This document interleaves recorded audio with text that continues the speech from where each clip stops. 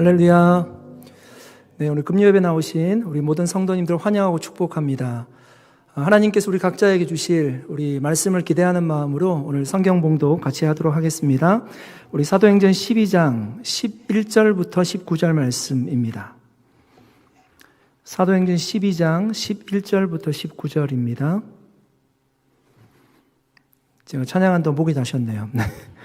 12장 11절부터 19절입니다. 교독을 읽겠습니다. 제가 11절 말씀 읽겠습니다.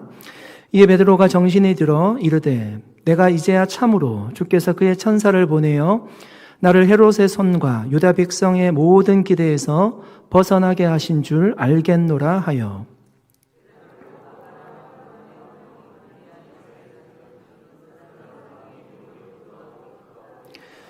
베드로가 대문을 두드린데 로데라 하는 여자아이가 영접하러 나왔다가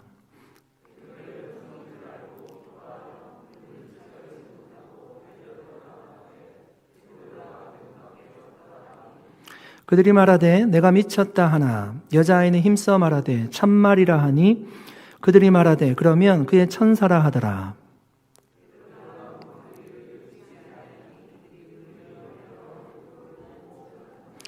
베드로가 그들에게 손짓하여 조용하게 하고 주께서 자기를 이끌어 옥에서 나오게 하던 일을 말하고 또 야고보와 형제들에게 이 말을 전하라 하고 떠나 다른 곳으로 가니라.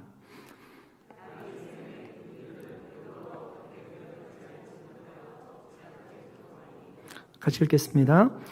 헤롯이 그를 찾아도 보지 못하매 파수꾼들을 신문하고 죽이라 명하니라. 헤롯이 유다를 떠나 가이사랴로 내려가서 머무니라. 아멘. 잠깐 기도하겠습니다. 하나님 아버지 감사드립니다. 늦은 이 밤에 우리가 교회에 모여서 하나님의 말씀을 듣고 기도하고자 합니다. 찬양으로 하나님께서 우리의 마음을 열어주시고 은혜 주신 하나님께서 이 시간 말씀하여 주셔서 우리 각자에게 하나님이 주신 음성이 들릴 수 있도록 인도하여 주시옵소서.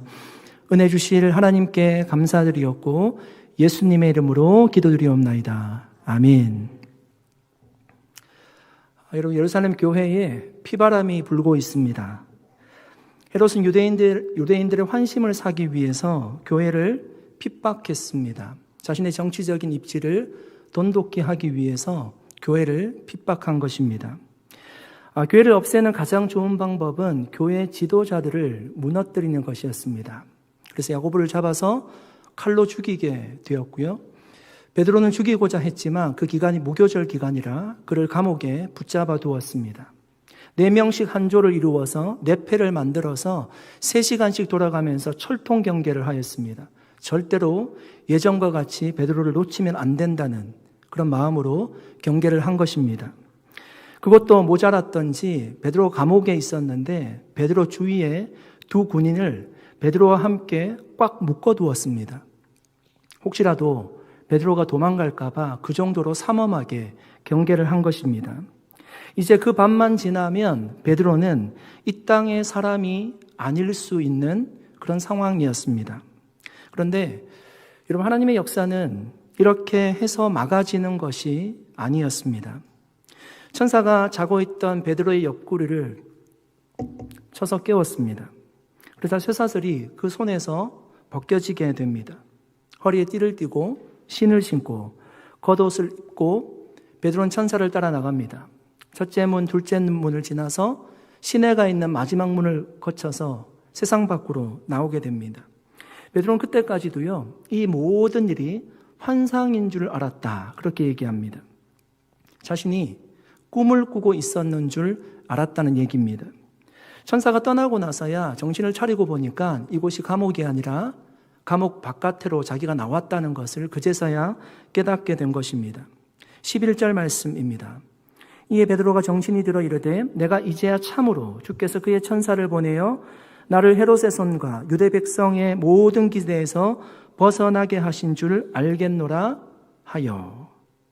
여러분 보십시오. 하나님의 역사는 그 사람이 한 국가의 왕일지라도 막지를 못했습니다. 삼엄한 경비를 둔다고 할지라도 베드로가 감옥에서 유유히 나오는 것을 결코 막지 못했습니다. 여러분, 애굽의 바로가 하나님이 애굽을 엄청나게 심판하시죠. 그럼에도 불구하고 이스라엘 백성들을 내보내지 않으려고 합니다. 그들이 국가에 큰 도움이 되었기 때문입니다. 여러 가지로. 그런데도 불구하고 결국 막지 못하잖아요. 마음이 변해서 도망간 이스라엘 백성들을 쫓아가지만 쫓아간 애굽의 군인들은 모두 홍해의 수장이 되었습니다. 다 죽게 되었어요. 출애굽을 결국 막지 못했다는 얘기입니다. 아수르의 군사가 히스기야를 조롱합니다. 세상에 아수르 대군의 왕의 공격을 막을 세상과 여러 왕들은 아무도 존재하지 않는다는 것입니다. 빨리 백기 들고 투항하라는 것입니다. 그러나 여러분, 히스기야가 하나님 앞에 간절하게 기도할 때 어떻게 되었습니까? 하나님의 심판으로 아수르 대군 18만 5천 명이 하루아침에 송장이 되었습니다. 여러분, 성경에는 이런 스토리로 가득 차 있습니다. 사랑하는 성도 여러분, 저는 하나님의 일하심을 믿습니다. 하나님의 역사하심을 우리가 믿어야 되는 것입니다. 우리에게 이런 믿음이 충만할 수 있기를 간절히 축원드립니다. 하나님의 일하심을 믿는 사람은 이런 베드로와 같이 감옥에 있는 정말 희망이 없는 삶일지라도, 어려움이 있는 환경일지라도, 마음이 무너져 내리는 힘든 일이 있을지라도, 좌절되는 상황이 있을지라도 모든 희망을 내려놓고요, 망연자실하지는 않습니다. 새벽에 정말 어두움이 깊이 드리워져 있을 때, 그 새벽에 해가 떠오르듯이 가장 어두울 때 하나님께서 역사하시기 때문입니다. 우리가 주님이 일하실 것을 믿기에, 주님이 역사하실 것을 믿기에 거기에 소망을 두는 자가 바로 하나님의 사람인 줄도 믿습니다. 어떤 상황 속에서도 우리가 그래서 희망이 있는 것입니다. 여러분, 히틀러가 독일의 미넨 근교에 다카우 강제 수용소를 세웠습니다. 2차 세계대전 이후에 1945년에 포로들이 해방될 때까지 그곳에서 3만 5천 명의 유대인들이 죽어나갔습니다. 굶어 죽기도 하고 살아야 되기도 하고 인체 실험용으로 희생되었습니다. 그곳에는 유대인들이 죽어가면서 부른 노래가 남아 있습니다. 이렇게 벽에 적혀 있습니다. 나는 믿는다.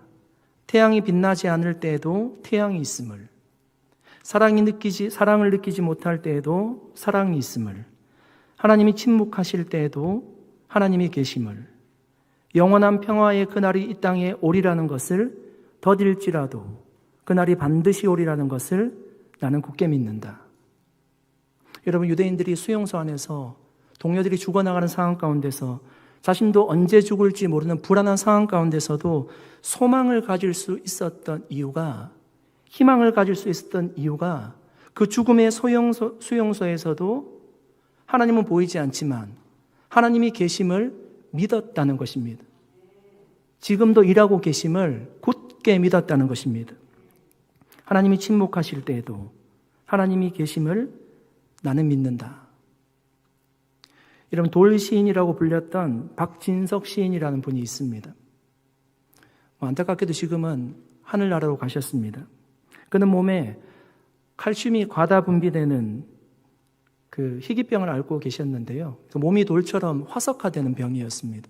그러니까 몸 외부만 화석화되는 것이 아니라 장기까지 다 화석화되는 것입니다. 그가 이런 말을 하였습니다. 지금 살기 힘들어 절망하는 분이 있다면 제 이야기를 읽고 부디 힘을 내십시오. 저는 꿈꿀 수만 있어도 행복한 인생이라고 생각합니다. 아무리 참담한 현실에 처했어도 살아있는 한 꿈을 버리지 마십시오. 그리고 여러분, 울지 마십시오. 제가 이 설교를 준비하면서요, 그분의 예전 영상을 봤습니다. 정말 긍정적인 분이셨어요. 웃으면서. 그 아픈 상황 가운데 희망을 노래하던 분이셨습니다. 이런 박진석 시인은 스스로 눈물조차 닦을 수 없는 사람이었습니다. 그가 희망을 노래하고 있습니다.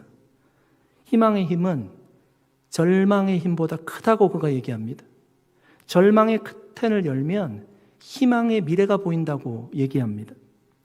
사랑하는 성도 여러분, 저와 여러분이 정말 베드로를 감옥에서 유유히 걸어 나오게 하신 그 하나님께서 지금도 나의 삶에도, 우리의 교회에도, 우리에게도 동일하게 그런 역사를 일으켜 주실 것을 믿고 우리가 어떤 상황 가운데서도 소망 가운데 신앙생활을 할 수 있기를 예수님의 이름으로 간절히 축원드립니다. 베드로 감옥에서 나와서 처음으로 여러분 찾은 곳이 마가라 하는 요한의 어머니 마리아의 집이었습니다. 왜 베드로는 그 집을 가장 먼저 찾게 되었을까요? 마가의 어머니 마리아의 집은 여러분 초대교회 때 예배 장소로 사용되던 곳이었습니다. 많은 학자들에 의하면 바로 그곳이 예수님께서 최후의 만찬을 제자들과 함께 나눈 장소였다고 합니다.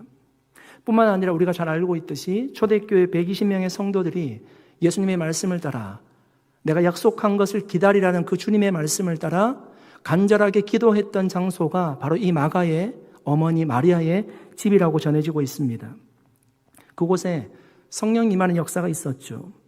그렇게 예배 장소로 모였던 그곳을 베드로는 잘 알고 있었기 때문에 자신을 위해서 기도하고 있을 성도들을 생각하면서 그 집을 가장 먼저 찾게 되었을 겁니다. 집으로 가지 않고 그곳으로 향했다는 것입니다. 저는 이 말씀을 묵상하면서 오늘날 우리가 살고 있는 집의 기능을 한번 생각해 보게 되었습니다. 집이란 무엇일까? 여러분 아마도 추측해 보건대 당시는 남성 중심의 사회입니다. 그러니까 성경에 기록할 때도 보통은 남성의 이름을 기록하고 있어요. 그런데 오늘 보니까 마가의 어머니 마리아의 집이다 이렇게 얘기하고 있죠. 생각해 보면 아버지 이름을 기록하지 않았으니까 많은 학자들은 아마 그의 아버지는 그러니까 남편이 일찍 죽었을 것이라고 얘기합니다. 여러분 마가의 어머니가 남성 중심의 사회에서 과부로서 아들을 홀로 키우면서 살아간다라고 한번 생각해 보십시오. 성경에 기록되어 있지 않지만 마가가 형제들이 있을 수도 있습니다. 여인 혼자 아이들을 키우고 살아가는 것이 쉽지 않았을 겁니다. 그런데도 여러분 그녀는 자신의 집을 예배 장소로 오픈하였습니다. 그곳에 여러분 생각해 보십시오. 우리 집으로 오픈했는데 그곳에 예수님과 예수님의 제자들이 오는 집이었어요. 그곳에 오순절날 기도할 때 성령이 임했던 장소가 되었습니다. 수많은 사람들이 그 마가의 다락방에서 큰 은혜를 받고요. 예수 그리스도를 만나게 되었습니다. 신앙의 회복이 있던 장소가 바로 그 집이 되었다는 것입니다. 사랑하는 성도 여러분, 오늘날 우리는 우리의 집들을 우리 개인의 편안한 생활 공간이나 안식처 정도로 우리가 생각합니다. 물론 우리에게 여러분 삶의 보금자리가 있다는 것은 너무나 좋은 일입니다. 그러나 빌립보의 루디아가 자신의 집을 오픈하잖아요.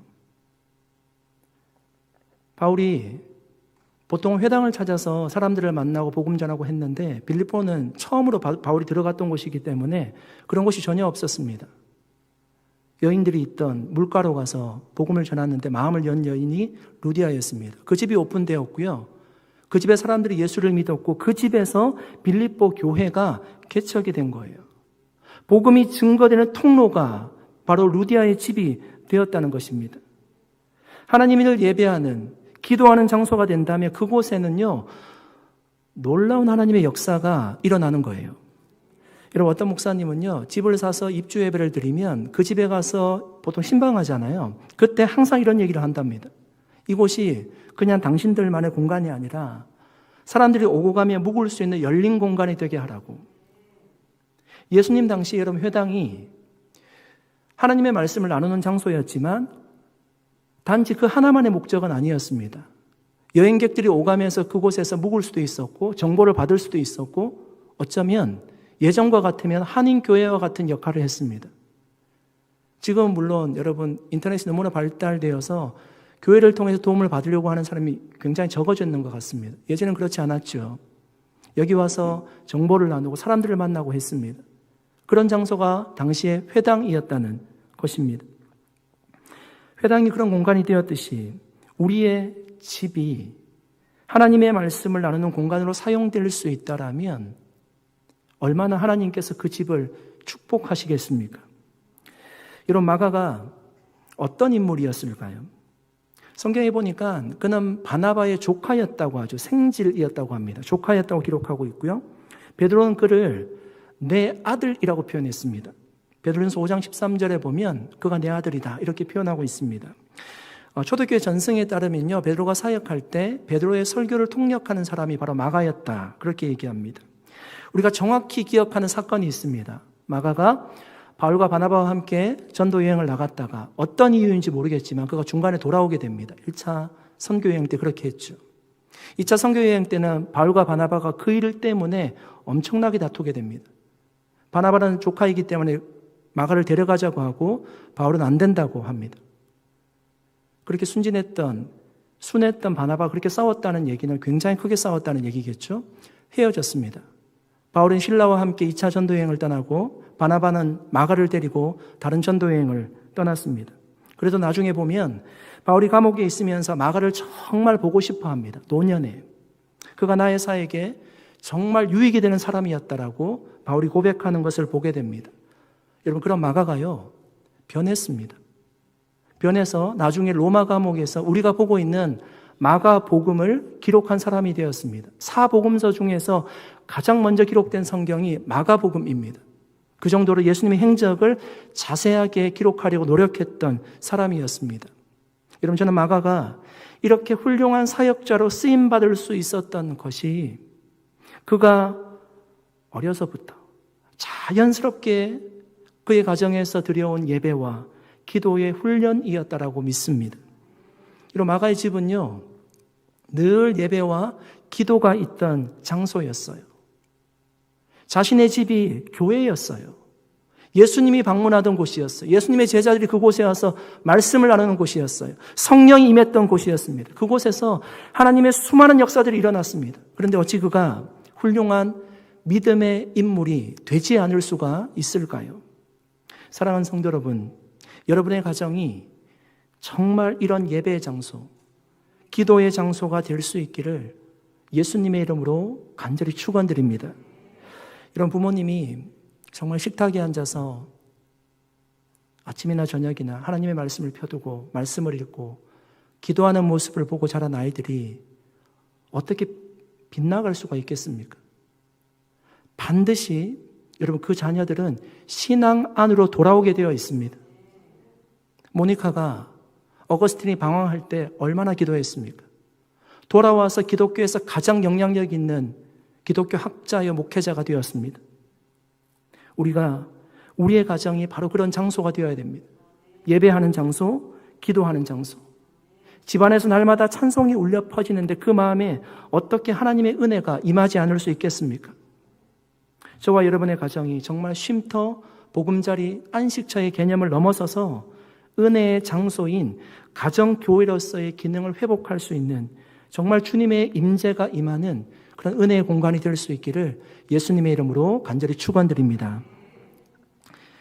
베드로는 성도들이 모여서 기도하고 있었던 그 마가의 어머니 마리아의 집에 도착했어요. 도착해서 베드로가 문을 두드렸습니다. 여러분, 시간이 어느 정도 되었을까요? 베드로가 한밤중에 잠을 자고 있을 때 천사가 그의 옆구리를 때려서 깨우게 되죠.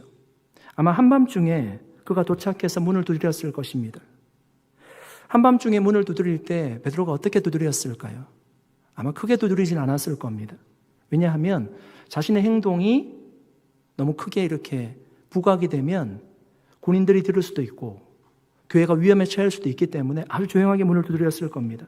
그런데도 그 소리를 듣고 안에 있는 사람들이 나왔다는 겁니다. 왜냐하면 그때까지도 한밤중인데 그때까지도 사람들이 잠을 자고 있었던 것이 아니라 기도하고 있었기 때문입니다. 여러분, 그 소리를 들었을 때 우리가 만약에 그 당시에 몰래 숨어서 군인들이 듣지 못하도록 기도하고 있는데 바깥에서 문을 두드릴 때 여러분 얼마나 놀랐을까요? 야고보가 죽었죠. 베드로는 붙잡혀 있습니다. 그 베드로가 풀려나기를 간절하게 기도하고 있어요. 그런데 문을 두드렸어요. 자신들이 당국에 지금 발각이 되었나? 지금 나가면 우리 모두가 잡혀가는 것인가? 당장이라도 우리는 끌려가는 것인가? 굉장히 두려웠을 겁니다. 그 밤중에 문을 두드릴 사람이 아무도 없는데 문 두드리는 소리가 들렸을 때 그들의 마음에 두려움이 찾아왔을 겁니다. 그래서 정말 숨을 죽인 채 로데라는 여종을 대문으로 내어보냅니다. 마가의 집은 여러분 초대교회에 집회 장소로 사용이 되었기 때문에 이 로데라는 여인은 소녀였어요. 소녀는 베드로에 대해서 너무나 잘 알고 있어요. 그의 설교를 아주 많이 들었을 겁니다. 단번에 문 바깥에서 나는 소리가 베드로의 소리라는 것을 정확하게 알아들었습니다. 베드로의 목소리라는 것을 단번에 알아차리고 그는 방으로 뛰어들어갑니다. 문을 열지 않고 방으로 뛰어들어갔습니다. 그리고 이렇게 얘기합니다. 14절 말씀입니다. 베드로의 음성인 줄 알고 기뻐하여 문을 미처 열지 못하고 달려들어가 말하되 베드로가 대문 밖에 섰더라 하니. 여러분, 야고보가 순교하고 교회는 지금 밤을 새워서 베드로를 위해서 기도하는 중에 있어요. 그런데 로데가 그 베드로가 문 밖에 서 있다는 것입니다. 여러분, 얼마나 기쁜 소식입니까? 빨리 문을 열고 맞이해야 함에도 불구하고 이 기쁜 소식을 로데가 집안에 있는 사람들에게 먼저 전하고 싶어서 문을 열지 않고요, 방으로 뛰어들어가서 외치는 겁니다. 문 밖에 우리가 기도하고 있는 그 베드로가 있다는 겁니다. 여러분, 베드로의 입장에서는요, 문 밖에 있는 베드로의 입장에서는 지금 빨리 문을 열어줬으면 좋겠다, 그런 마음이었을 거예요. 왜냐하면 군인들의 눈에 띄면 당장이라도 다시금 끌려갈 수 있잖아요. 위험할 수 있는 상황입니다. 그러나 로데라는 여종이 너무너무 기뻐서 기도하고 있는 성도들에게 지금 베드로가 문 앞에 와 있다라고 소리쳤을 겁니다. 그런데 기도하고 있는 그들의 반응이 어떠했습니까? 15절입니다. 그들이 말하되 내가 미쳤다 하나 여자아이는 힘써 말하되 참말이라 하니 그들이 말하되 그러면 그의 천사라 하더라. 여러분, 지금 기도하고 있는 사람들이요, 누구의 손에 이끌려서 억지로 그곳에 모여서 기도하던 사람이 아니었어요. 스스로 기도하기 위해서 모여든 사람들이었죠. 12장 5절에 보니까 그들이 언제부터 기도했는가 하면 베드로가 붙잡혀간 그때로부터 기도했다라고 얘기하고 있어요. 한밤중이 되도록 집에도 가지 않고 철하기도 하고 있는 겁니다. 밤이 새도록 간절하게 기도하고 있습니다. 그런데 베드로가 대문 앞에 서 있다고 해도 믿지 않는 겁니다. 믿지 않는 정도가 아니라요, 로데를 보고 내가 미쳤다고 했어요. 미쳤다. 내가 미쳤다. 그러나 그 말을 듣고 이 로데라는 소녀가 뒤질세라 성경에 뭐라고 얘기하고 있는가 하면 힘을 다해 힘을 주어 말했습니다. 베드로가 맞다. 베드로가 맞다. 베드로가 문 앞에 있다는 겁니다.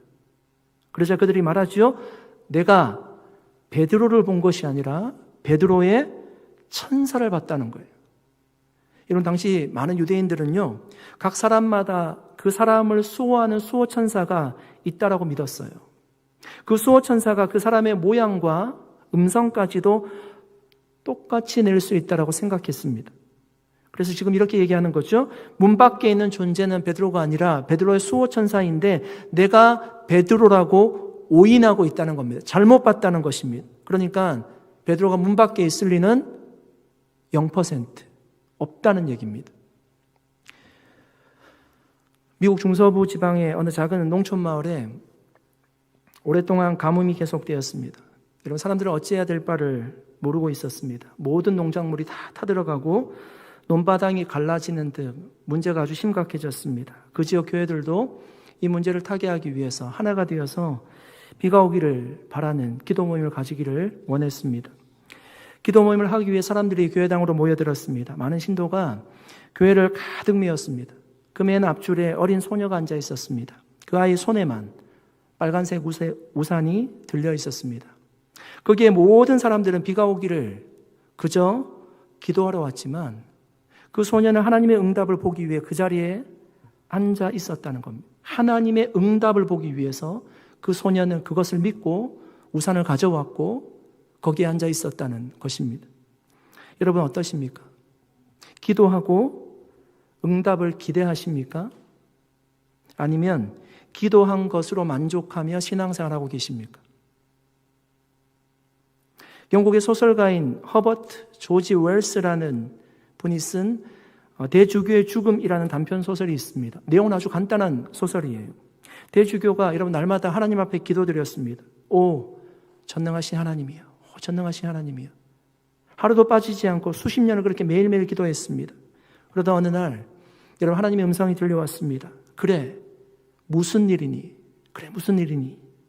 여러분 이 말을 듣는 순간 대주교가 깜짝 놀라서 심장마비를 일으켜서 죽었다는 것입니다. 전혀 예상하지 못한, 전혀 기대하지 않은 하나님의 음성이 그에게 들려왔기에 너무너무 놀란 겁니다. 사랑하는 성도 여러분, 여러분은 저도 마찬가지고요. 우리가 기도하고 정말 그 기도의 응답을 얼마나 기대하고 계십니까? 저의 경험상 이런 기도하고도 기다리지 않는 것은 사실은 간절함이 부족한 겁니다. 간절함이 없는 거예요. 덜 급한 겁니다. 하나님이 응답해 주지 않아도 또 다른 길이 있다라고 생각하는 겁니다. 그러니까 그렇게 행동할 수 있어요. 그러나 여러분 정말 그 길밖에 없다라고 생각하는 사람은요, 기도하고 기다리지 않을 수가 없어요. 여러분 제가 다치고 정말 아무런 소망이 없었어요. 아무런 소망이 없었습니다. 정말 오직 주님이 고쳐주시지 않으면 정말 안 되는 상황이었습니다. 다른 옵션이 전혀 없어요. 그러니까 여러분 정말 간절히 기도하고요. 오직 주님만 바라보는 겁니다. 수술하고 나왔는데 팔이 이만한데요. 하루하루 이렇게 치료하는데 조금이라도 인펙션이 생기면, 감염이 조금이라도 있으면 당장이라도 잘라야 된다고.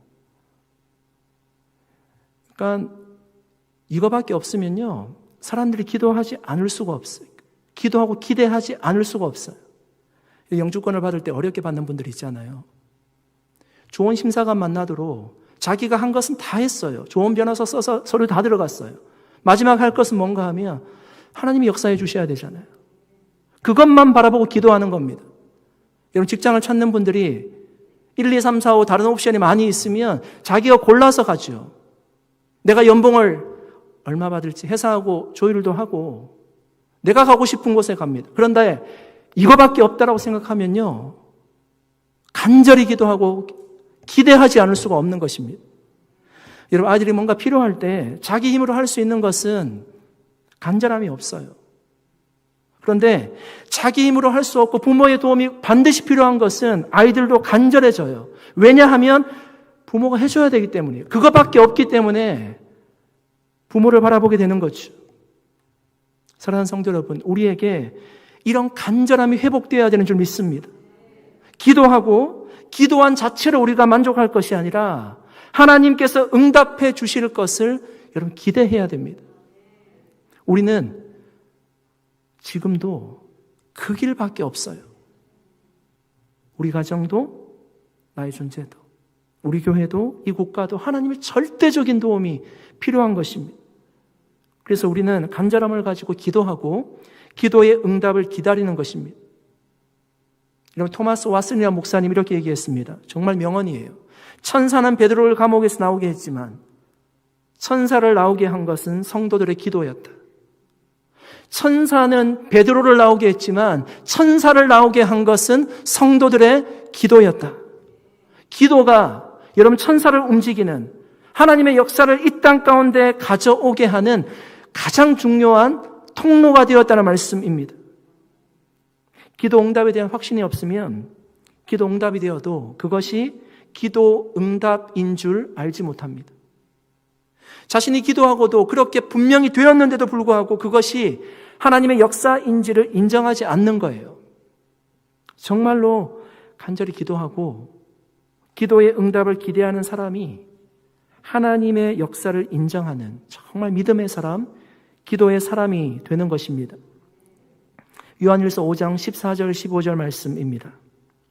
그를 향하여 우리가 가진 바 담대함이 이것이니 그의 뜻대로 무엇을 구하면 들으심이라. 우리가 무엇이든지 구하는 바를 들으시는 줄을 안즉 우리가 그에게 구한 그것은 얻은 줄을 또한 아느니라. 아멘. 사랑하는 성도 여러분, 하나님은 기도하면 들으시고 응답해 주시는 줄로 믿습니다. 여러분 기도의 사람 엘리야를 아시죠? 그는 우리와 같은 성정을 가진 사람이었대요. 그러니까 우리와 다르지 않는 사람이었어요. 그런데 그는 이 땅에 살지만 하늘을 열고 닫을 수 있는 능력을 가지고 있던 사람이었습니다. 그가 기도할 때 3년 6개월 동안 이 땅에 비가 내리지 않았어요. 다시금 그가 간절히 기도할 때 마치 하늘이 구멍 나듯이, 하늘이 뚫리듯이 폭포수와 같은 비가 이 땅에 내렸습니다. 여러분, 그의 능력이 어디로부터 나왔습니까? 엘리야의 능력은 기도의 응답이었습니다. 이런 베드로가 감옥에 갇혔을 때 헤롯은 4사람씩 4패를 두어서 베드로를 지키게 하는 파수꾼을 세웠습니다. 그때 교회는 동일하게 파수꾼을 세웠어요. 어떤 파수꾼? 기도의 파수꾼을 세웠어요. 베드로가 갇히자마자 기도의 파수꾼들이 기도하기 시작합니다. 그런데 이런 베드로를 지키는 파수꾼들은 그 임무를 잘 감당하지 못했어요. 베드로 옆에서 베드로가 잘 때 함께 묶여 있었잖아요. 2명이 좌우에서. 그들도 함께 잠이 들었습니다. 그런데 기도의 파수꾼들은요, 한밤중에도 잠을 자지 않고 기도의 사명을 끝까지 감당했다는 것입니다. 베드로가 추록을 하게 된 것이 여러분 무엇 때문이었을까요? 베드로의 개인 능력 때문입니까? 그는 자신이 다음날 죽을 수도 있는데 편하게 자고 있었어요. 베드로가 자고 있을 때에도 베드로를 위해서 기도해 주고 있던 성도들이 있었다는 사실을 우리는 알잖아요. 그 성도들이 기도하고 있었어요. 하나님, 베드로가 해야 될 일이 많은데 하나님 꼭 살려달라고. 하나님 앞에 밤을 새워가면서 얼마나 간절하게 기도했겠습니까? 사랑하는 성도 여러분, 엘리야의 능력은 기도의 능력이었어요. 초대교회 성도들의 기도가 이런 베드로를 살렸습니다. 오늘날 우리의 기도가 하나님의 역사하심을 가져오는 가장 중요한 통로가 되는 줄 믿습니다. 우리가 기도할 때 정말 우리 교회 가운데 하나님이 놀랍게 역사하실 것입니다. 제가 정말 좋아하는 찬양이 있습니다. 정말 힘들 때마다 들으면서 위로받는 찬양입니다. 찬양의 가사가 이렇습니다. 당신이 지쳐서 기도할 수 없고 눈물이 빗물처럼 흘러내릴 때 주님은 아시네 당신의 약함을 사랑으로 돌봐주시네. 누군가 널 위하여 누군가 기도하네. 내가 홀로 외로워서 마음이 무너질 때 누군가 널 위해 기도하네. 2절의 가사는 이렇습니다. 당신이 외로이 홀로 남았을 때 당신은 누구에게 위로를 얻나? 주님은 아시네 당신의 마음을 그대 홀로 잊지 못함을. 조용히 널 위하여 누군가 기도하네. 내가 홀로 외로워서 마음이 무너질 때 누군가 널 위해 기도하네. 여러분, 저는 정말 그렇게 믿습니다. 우리가 지금 이렇게 신앙생활을 할 수 있는 것은 그 누군가의 눈물 어린 중보 기도가 분명히 있었음을 저는 믿습니다. 여러분, 우리는 잘 모르지요. 누가 지금 나를 위해서 기도하는지 우리가 정확하게 모르지요. 감옥에 있는 베드로를 위해서 기도했던 성도들과 같이 기도해 주신 분들이 있었기 때문에 저는 제가 지금 이 자리에 서 있다라고 믿습니다. 이제는 저도 그 누군가를 위해서 기도하고 있습니다. 힘들지만 우리 성도님들 중에 기도하지 못하는 분들을 생각하며 기도합니다. 아픔, 그것을 어떻게 해결하지 못해서 정말 하나님 앞에 바라보면서 간절하게 기도하고 있는 환우분들, 그 가족들 생각하면서 기도하고 있습니다. 한 번도 정말 만나본 적도 없는 세계 열방의 수많은 민족들을 위해서 간절히 기도하고 있습니다. 기도가 여러분 하나님의 역사를 이 땅에 가져오는 가장 중요한 도구이기 때문입니다. 사랑하는 성도 여러분, 지금도 저와 여러분 뒤에서 그 누군가가 우리를 위해서 정말 기도하고 있습니다. 여러분 그거 믿으셔야 됩니다. 우리는 서로 기도를 주고받으면서 신앙생활을 하고 있는 것입니다. 저를 위해서 기도해 주시는 성도님들이 계시기 때문에 저도 목회사역을 감당하고 있습니다.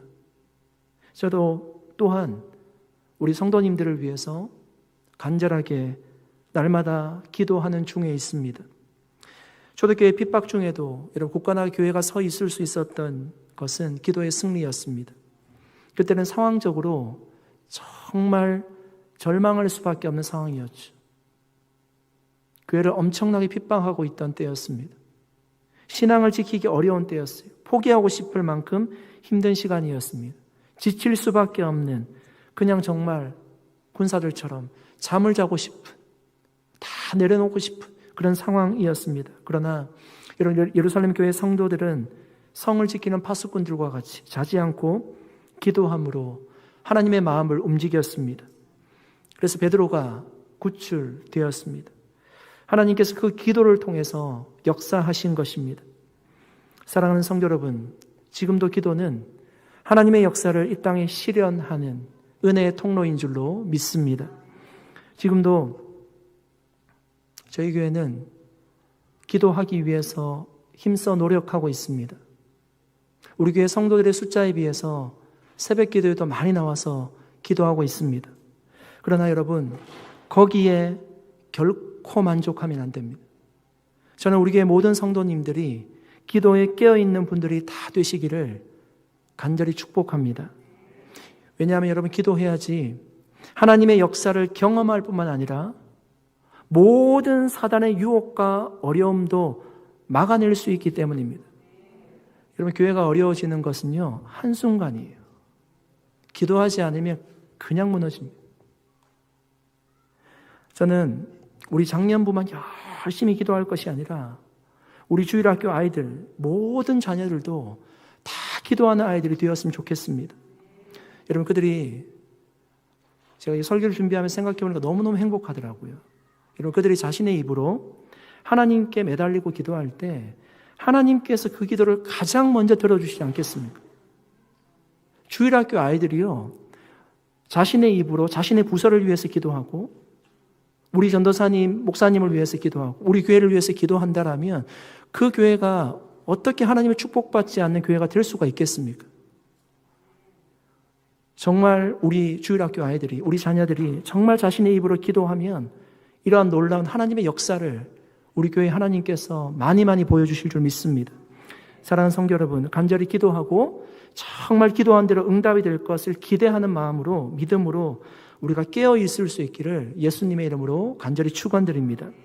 그래서 정말 우리 산호세 온누리 교회가 기도로 영적인 역사가 가장 강력하게 일어나는 그런 능력의 교회가 될 수 있기를 예수님의 이름으로 간절히 축원드립니다. 잠깐 기도하겠습니다. 살아계신 하나님, 감사드립니다. 오늘도 주의 말씀을 나누고 우리가 하나님 앞에 간절하게 기도하고자 합니다. 하나님, 이 시간 함께하여 주시옵소서. 하나님, 초대교회 성도들이 하나님 앞에 간절하게 기도하였듯이, 기도의 파수꾼으로 잠을 자지 않고 하나님 기도하였듯이, 그때 하나님께서 놀랍게 역사하여 주셨듯이 우리 모든 성도님들, 특별히 여기에 함께 예배드리는 모든 성도님들, 우리가 깨어서 기도할 수 있도록 주님 도와주시고 우리 주일학교 아이들도 간절하게 하나님 앞에 기도할 수 있는 아이들이 되게 하여 주셔서 성령의 역사로 말미암는 하나님의 놀라운 역사가 우리 교회 가운데 많이 일어날 수 있도록 인도하여 주시옵소서. 이 시간도 기도의 가운데 하나님 은혜 주시기를 간절히 기도할 때 예수님의 이름으로 기도드리옵나이다. 아멘.